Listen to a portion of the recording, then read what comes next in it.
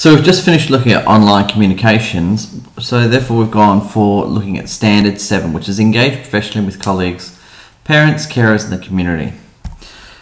Once again, can I please point out, if you go to the teacher standards at AITSL.edu.au or teacherstandards.aitsl.edu.au, you can get on top of everything and look at the illustrations of practice. So rather than getting my view on the standards, you can always look at other people's. And once again, I've grabbed some good standards that people have put in from last year. Now, can I please point out that this is not just my feedback and the way that I mark this. I'm actually giving an example of what someone else has posted. Last year we didn't give any examples out. It was just people started writing whatever they thought was appropriate. I acknowledge that you guys are giving each other feedback and ratings.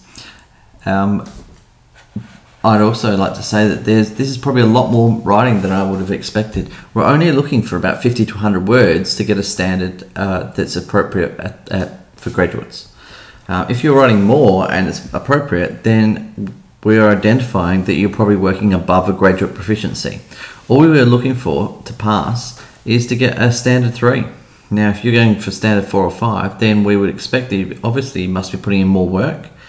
And this may cause extra time and extra commitments. So, to get on with this one, 7.1 is meet professional ethics and responsibilities. So in other words, what are the things that you need to focus on when you're looking after students and to protect yourself?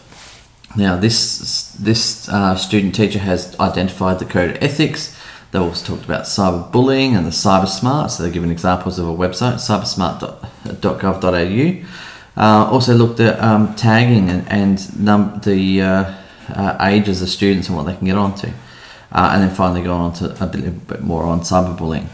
So this is a very good post. I know that Standard 7 is one of the harder ones to identify. At least there's only 4 in this section. And this is really about how you work beyond the classroom and engage with other staff members. 7.2 is comply with legislative, administrative and organisational requirements. In other words, what are your legislations that you need to worry about as a teacher? So and here we've identified the Teachers Registration Board of South Australia, which is a site that you can get extra information, and also duty of care. Now, duty of care I've mentioned before in the cyberbullying part of the previous talk, and so this is a really good point for you to bring up. Now, depending on what organisation you're in will depend on whether or not you have to worry about DEX requirements, Lutheran school requirements, Catholic Ed, independent schools and so on, so that you need to worry about all the different organisational requirements for each school. And each school is almost a law unto itself as well. So there'll be very slight different changes in policy, and you need to be on top of this, especially when going out and teacher prep. 7.3 is engage with parents and carers. Now, we've really covered this one in our talk this week, and how to engage with the parents. And this person has talked about you need to engage with them, the teacher triangle, and also if there's issues that you worry about, like family court. And they've used the technology of Get Busy and Homebook to identify how they're going with that.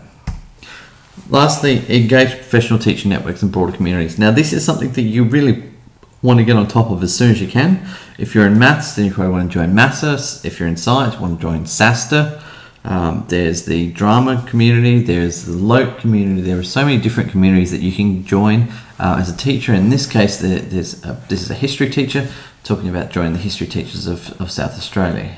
HATASA, I don't know how to say that one. Also, they've identified working with the Australian National Curriculum, digital technologies and so on. So this is quite an important one as well. So Standard 7 is something where you're really developing as a teacher. Now, you have all really covered Standard 7 because you guys have been studying the entire time and you're engaging with your peers as you're doing your degree. So Standard 7 I would hope to be a fairly easy one, and I wish you luck.